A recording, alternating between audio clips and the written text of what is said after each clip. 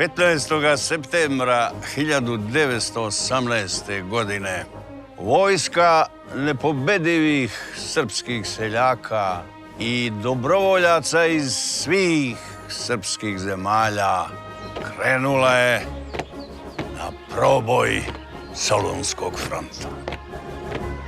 Vojvoda Živojin Mišić im je zapovedio: u smrt samo ne stajte. Sa nepokolebljivom verom i nadom, junaci, napred u otadžbinu. Srpstvo je vaskrslo